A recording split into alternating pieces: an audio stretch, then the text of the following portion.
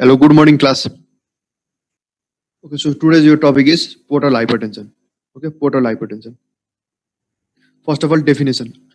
Okay, it is defined as increase in pressure of portal vein, in which the elevation of hepatic venous pressure gradient. Okay, hepatic venous pressure gradient is more than 5 millimeter of mercury. Okay, and this hepatic venous pressure gradient, it is equivalent to pressure gradient or pressure difference between the pressure of inferior vena cava and portal vein. Okay, hepatic venous pressure gradient, it is equivalent to pressure gradient or pressure difference between the pressure of inferior vena cava and portal vein, and it should be more than 5 millimeter of mercury to call as portal hypertension. So portal hypertension, it is defined as increase in portal pressure or pressure of portal vein, in which the elevation of hepatic venous pressure gradient is more than 5 mmHg. And this hepatic venous pressure gradient, it is equivalent to pressure difference between the pressure of inferior vena cava and pressure of portal vein. Okay. So elevation of the hepatic venous pressure gradient more than 5 mmHg, it is known as portal hypertension. Okay, next is splanchnic circulation. As you have read in anatomy, this splanchnic circulation, it describes the blood flow to the abdominal gastrointestinal organs. Okay, it describes the blood flow to the abdominal gastrointestinal organs, including stomach, liver, spleen, pancreas, small intestine, and large intestine. And it comprises three major branches of the abdominal aorta, which include celiac artery, superior mesenteric artery, and inferior mesenteric artery. Okay, splanchnic circulation, it describes the blood flow to the abdominal gastrointestinal organs, including stomach, spleen, pancreas, small intestine, and large intestine. And it comprises three major branches of the abdominal aorta: celiac artery, superior mesenteric artery, and inferior mesenteric artery. Okay, it is very important pathogenesis of portal hypertension. Okay, whenever there is vasodilation in this splanchnic circulation, there is increase in blood flow to the portal vein. Okay, this is important in pathogenesis. We will come to it later. Whenever there is vasodilation in this splanchnic circulation, there is increase in blood flow to the portal vein. Okay, so it has got three major branches: celiac artery, mesenteric artery, and inferior mesenteric artery. And it describes the blood flow to the abdominal gastrointestinal organs.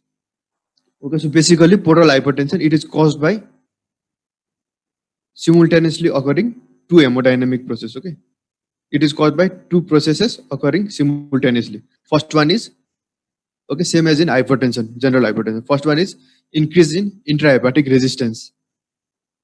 Okay, first one is increased intrahepatic resistance to the passage of blood flow through the liver, and second one is increased splanchnic blood flow secondary to vasodilation. Okay, first one is increased intrahepatic resistance, and second one is increased splanchnic blood flow secondary to vasodilation. These two processes occur simultaneously, resulting in portal hypertension. Okay, so combination of these two processes occurring simultaneously result in portal hypertension. First one is increased intrahepatic resistance to the passage of blood flow through the liver, and second one is increased splanchnic blood flow secondary to vasodilation. Okay, there should be increase in intrahepatic resistance and increased in splanchnic blood flow secondary to vasodilation. Okay, next one is classification of portal hypertension. Okay, it is based on anatomical location of the lesions. It can be classified as prehepatic on the basis of prehepatic causes, hepatic causes, and posthepatic causes.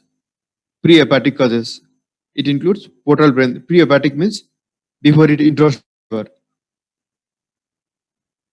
which include portal vein thrombosis, splenic vein thrombosis, and massive splenomegaly in Bantis syndrome.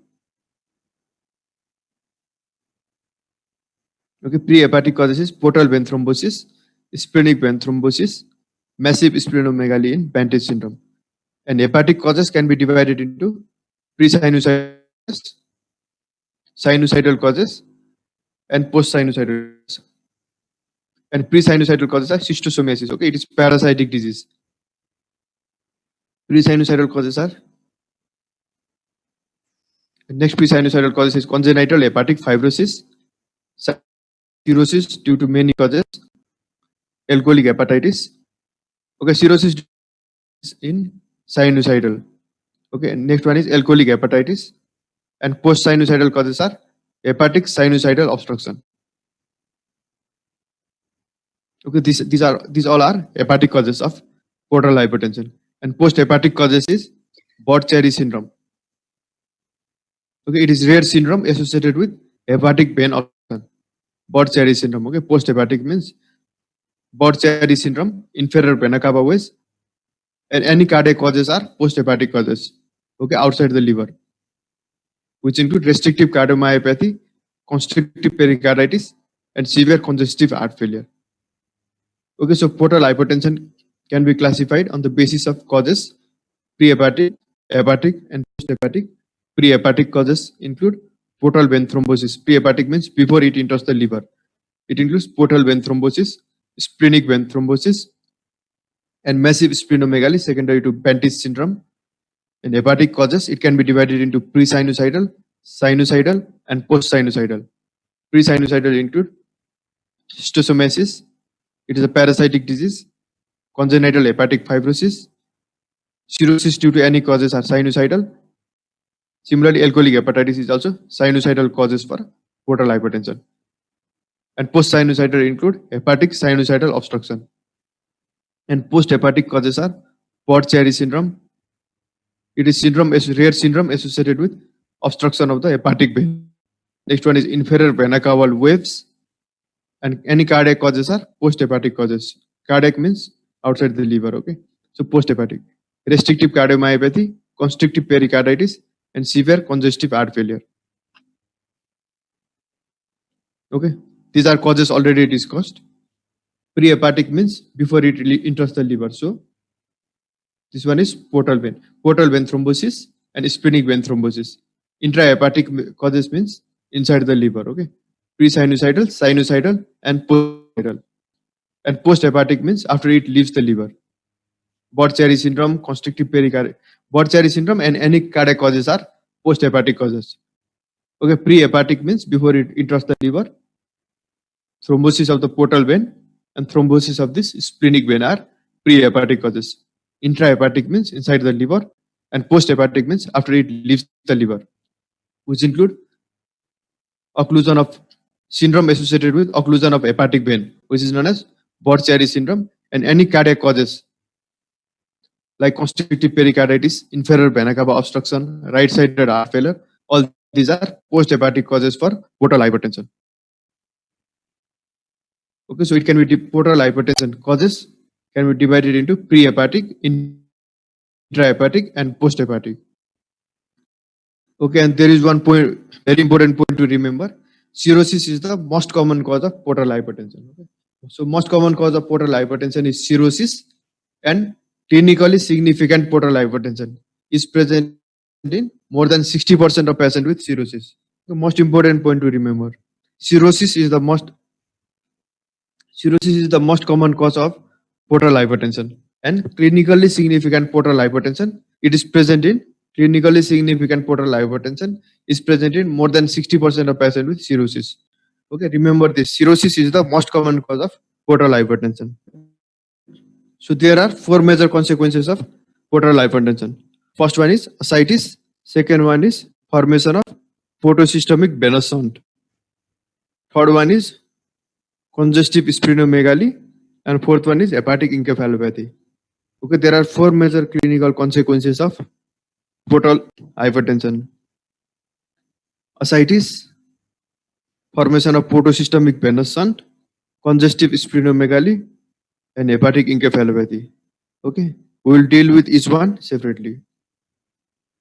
Four major clinical consequences. Okay, ascites, formation of portosystemic venous shunt, congestive splenomegaly, and hepatic encephalopathy. You should know this. Okay, four clinical consequences of portal hypertension: ascites, formation of portosystemic shunt, congestive splenomegaly, and hepatic encephalopathy. Okay, first one is ascites. Ascites means accumulation of excess fluid in peritoneal cavity. Okay, accumulation of excess fluid in peritoneal cavity is known as ascites. And ascites is clinically detected when at least 500 ml of serous fluid is accumulated in the peritoneal cavity.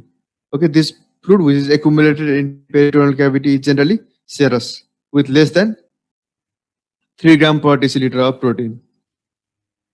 Okay, ascites means accumulation of excess fluid in the peritoneal cavity, and it is clinically detected. Ascites is clinically detected whenever there is when at least there is more than 500 ml of peritoneal fluid, and this fluid is generally serous.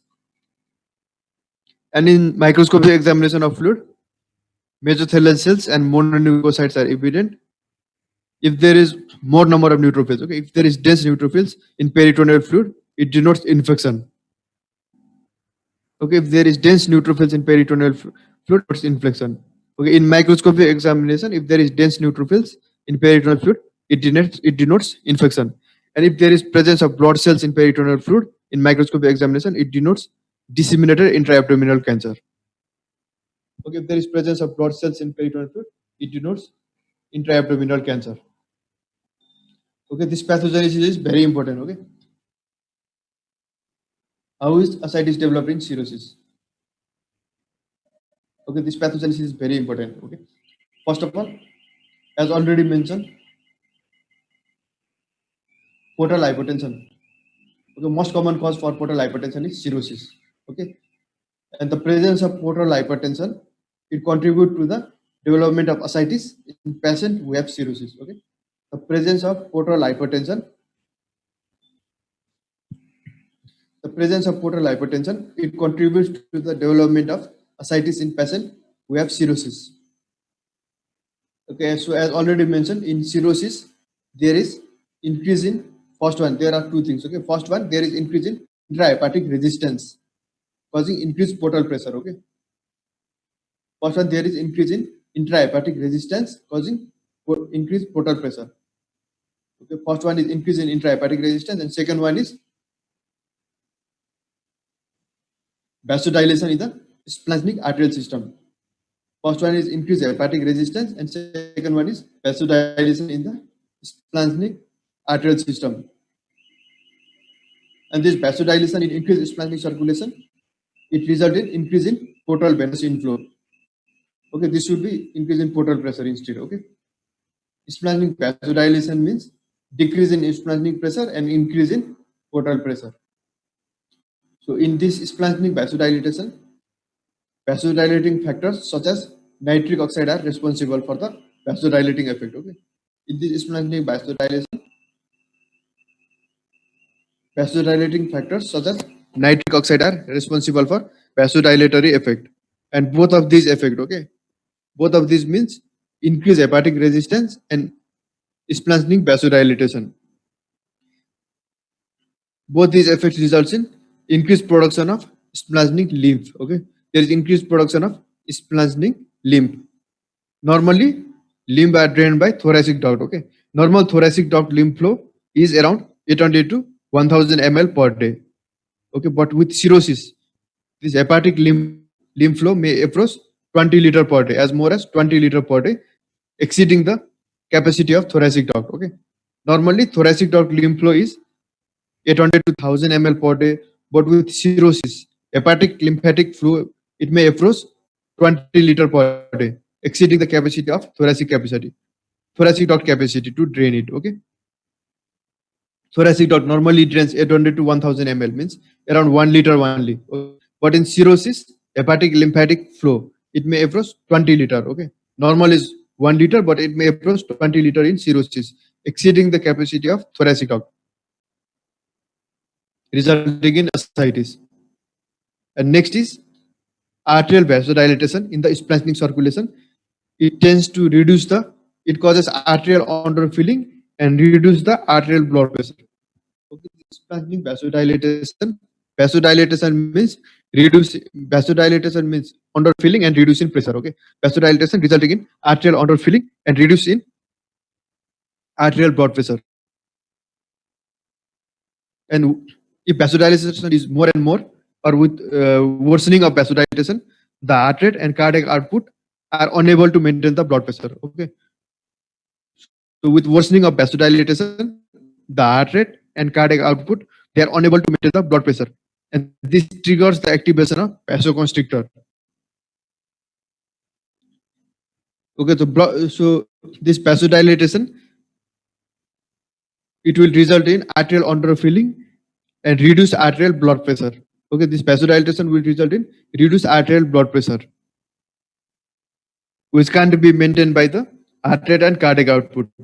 So this will result in activation of vasoconstrictor, including activation of renin-angiotensin system and also secretion of antidiuretic hormone, okay, to the blood pressure. So this vasodilatation, it will result in reduced blood pressure, okay, which can't be maintained by cardiac output and heart rate. So to maintain this, vasoconstrictor are activated, including renin-angiotensin system, and also there is secretion of antidiuretic hormone, which will result in retention. So finally, combination of portal hypertension, vasodilatation, and sodium and water retention. This will increase the perfusion pressure of interstitial capillaries. The perfusion pressure of this will always, these three factors will increase the perfusion pressure of interstitial capillaries, causing extravasation of in the abdominal cavity. Okay, these all will result in increase in perfusion pressure of interstitial capillaries, causing extravasation of fluid in the abdominal cavity, resulting in ascites. Okay, let me repeat this. Okay, there are two things in portal hypertension. First one is increase in intrahepatic resistance, and second is first one is increase in intrahepatic resistance, and second one is this splanchnic vasodilatation. This splanchnic vasodilatation, it will result in increase in portal venous inflow. Splanchnic vasodilatation, it will result in increase in portal venous inflow, resulting in increased portal pressure. Okay, this is not actually increase in splanchnic pressure, but increase in portal pressure. Splanchnic vasodilatation would lead to increase in portal pressure, and both these factor. Okay, both these factor means increase in intrahepatic resistance as well as splanchnic vasodilatation. It will result in increased production of splanchnic lymph. Okay, normally thoracic lymph flow is around 800 to 1000 ml, means normally it is around 1 liter per day. But with cirrhosis, hepatic lymphatic flow, it may approach to around 20 liter, exceeding the capacity of thoracic duct. And similarly, this arterial vasodilatation, it will result in decrease in blood pressure. Okay, reduce arterial blood pressure, which can't be maintained by heart rate and cardiac output. Okay, heart rate and cardiac output are unable to maintain the blood pressure, unable to maintain the reduced blood pressure. So to maintain the blood pressure, vasoconstrictors are activated, which include activation of renin-angiotensin system and increase in secretion of antidiuretic hormone. And finally, combination of this portal hypertension, vasodilation, and sodium and water retention. This will result in increase in perfusion pressure of the interstitial capillaries, causing extravasation of fluid. Okay, all these factors will result in increase in perfusion pressure of the interstitial capillaries, causing extravasation of fluid into the abdominal cavity, resulting in ascites. Okay, so most important is increase in hepatic resistance and splanchnic vasodilatation. First one is there is increased production of lymph and resulting in ascites directly, and second one is reduced blood pressure, arterial vasodilatation resulting in arterial underfilling and reduced blood pressure. And to maintain that blood pressure, renin-angiotensin system is activated and antidiuretic hormone are also secreted, resulting in sodium retention. And all these factors will lead to plasma volume expansion and formation of ascites. Okay, and for treatment of ascites, if ascites in a small amount of ascites, if ascites fluid is in a small amount, it can usually be managed with dietary sodium restriction only. Okay, salt restriction only.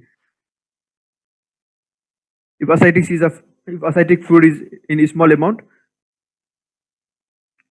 it can usually be managed with dietary sodium restriction of more than 2 gram per sodium per day. Okay, and if it is in moderate amount, diuretics like spironolactone is used, spironolactone is used, and if and furosemide is also added in patient peripheral edema. If peripheral edema is also present, furosemide is added in with spironolactone. And in case of refractory ascites, okay, ascites is not managed with these two. In case of refractory ascites, repeated paracentesis is done. Okay, paracentesis means draining the fluid with the help of needle. Okay, terminal fluid with the help of needle. Repeated paracentesis is done. But the prognosis of patient with cirrhosis with ascites. Okay, in patient with cirrhosis with ascites, prognosis is very poor, and more than 50% of patients only survive up to 2 years after onset of ascites. Okay, prognosis of patient with cirrhosis with ascites. Okay, if cirrhosis with ascites is present in patient, the prognosis is very poor, and only 50% of patient will survive after 2 years of ascites. Okay, onset of ascites. Okay, ascites itself, not ascites itself, but if ascites and cirrhosis are present together, the prognosis is very poor, and only 50% of patient will survive after 2 years of onset of ascites. So ultimate treatment is liver transplantation. Okay. So next clinical consequence after ascites is photosystemic shunt. Okay, after ascites, next clinical consequence is photosystemic shunt. Okay, means abnormal communication between portal vein and systemic circulation. Okay, normally the blood through that splanchnic circulation, it is drained to portal vein, but in case of photosystemic shunt, that abnormal channel is formed between portal vein and systemic circulation. Okay, that is known as abnormal channel between portal vein and systemic circulation is known as photosystemic shunt. So with the rise in portal system pressure, okay, with the rise in pressure of portal vein, the flow is reversed from portal to systemic circulation by dilatation of collateral vessels and also by development of new vessels. Okay, so basically photosystemic means abnormal connection between portal vein and systemic circulation. Okay, abnormal connection between portal vein and systemic circulation is known as photosystemic shunt.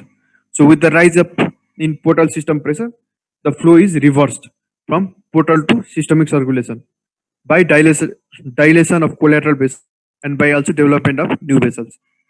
And sites of photosystemic shunt are rectum, esophagogastric junction producing varices, retroperitoneum, and falciform ligament of liver. In rectum, photosystemic shunt is manifested as hemorrhoids. Okay, in rectum it is manifested as hemorrhoids, and in esophagus, okay, most important is this. Okay, esophagogastric varices. Okay, bleeding can also occur from hemorrhoids in rectum, but it is less severe and it is very rare, rarely life-threatening. Okay, it is rarely life. Okay, so in rectum it is manifested as hemorrhoids. Okay, bleeding can also occur from hemorrhoids, but it is less severe. But in esophagogastric junction producing varices, the bleeding is much more severe, life-threatening. So esophageal gastric varicose bleeding is much more dangerous. Okay, and life-threatening. It is most important. Esophagogastric junction producing varices. Varices means dilated veins. Okay, dilated or enlarged veins. Okay, this is endoscopic picture showing esophageal varices. Okay, dilated enlarged veins. It is most important. Okay, esophageal varices. It appears in around 40% of patients with advanced cirrhosis. Okay, esophageal varices or these enlarged veins.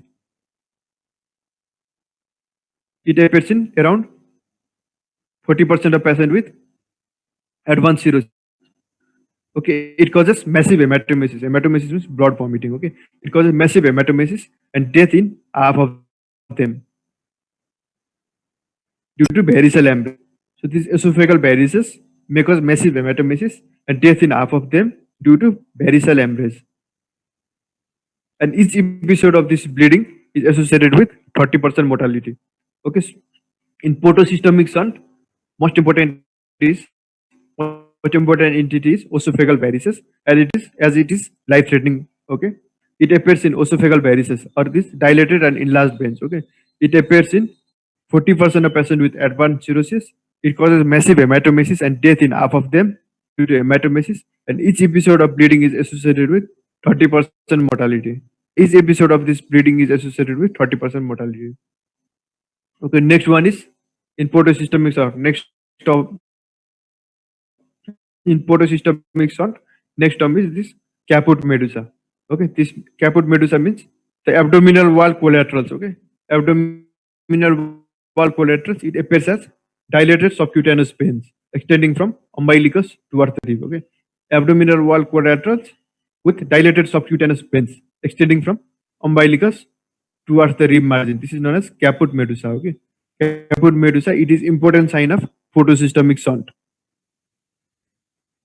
Okay, dilated subcutaneous veins extending from umbilicus towards the rib margin. This is known as caput medusa, and this is important clinical sign of photosystemic shunt. Okay, and third complication, third clinical consequences actually. Okay, third clinical consequences is splenomegaly. Okay, third clinical consequences of portal hypertension is splenomegaly, and that splenomegaly it may reach up to 1000 gram. Okay, resulting hematological abnormalities like pancytopenia and thrombocytopenia. Okay, pancytopenia and thrombocytopenia. Okay, both can be caused by splenic sequestration. Okay, all these blood cells are sequestered in the spleen. One cause is that. Okay, and next cause for thrombocytopenia is reduced thrombopoietin production by liver. Okay, next cause of thrombocytopenia in portal hypertension is reduced thrombopoietin production by liver. Okay, so next clinical consequences of portal hypertension is splenomegaly. Okay, that spleen may be enlarged up to 1000 gram. And some hematological abnormalities are associated with splenomegaly, which include thrombocytopenia and pancytopenia. Okay, one cause for thrombocytopenia and pancytopenia is sequestration of the blood cells in the spleen. Okay, due to congestive splenomegaly. One cause is splenic sequestration. And next cause for thrombocytopenia in portal hypertension is due to reduced thrombopoietin production by liver. Okay. Okay, portal hypertension is consequence of cirrhosis. So next, except splenic sequestration, next cause for thrombocytopenia is reduced thrombopoietin production by liver. Okay, and next, fourth clinical consequences and last clinical consequences of portal hypertension is hepatic encephalopathy. Okay, it is defined as hepatic encephalopathy. It is defined as alteration in mental status and cognitive function occurring in the presence of liver failure. Okay, hepatic encephalopathy is alteration in mental status and cognitive function occurring in presence of liver failure. And main point to remember in pathogenesis of hepatic encephalopathy is it is caused due to gut-derived neurotoxins. Okay, it is caused by gut-derived neurotoxins that are not removed by liver. Okay, these are usually removed by liver, but there is hepatic failure. Okay, so these gut-derived neurotoxins are not removed by liver because of vascular shunting and decreased hepatic mass in cirrhosis. Okay, vascular shunting. Okay, normally these gut-derived neurotoxins are removed by liver, but these gut-derived neurotoxins that are not removed by liver because of vascular shunting and decreased hepatic mass, like in case of cirrhosis. And these gut-derived neurotoxins will get into brain. Okay, this gut-derived, you should remember. Okay, this in pathogenesis of hepatic encephalopathy. These gut-derived neurotoxins that are not removed by liver will get into the brain, resulting in symptoms of alteration of mental status, and that is known as hepatic encephalopathy. Okay, these gut-derived neurotoxins are not removed by the liver will get into brain, resulting in alteration of mental status, and that is known as hepatic encephalopathy. Next important point to remember. Okay, this is important in MCQ also. Okay, in hepatic encephalopathy, the level of ammonia is elevated. Okay, level of ammonia is elevated in patient with hepatic encephalopathy. In pathogenesis, it is due to gut-derived neurotoxins in brain. And next point to remember is level of ammonia is typically elevated in patient with hepatic encephalopathy. Okay, it is due to gut-derived neurotoxins.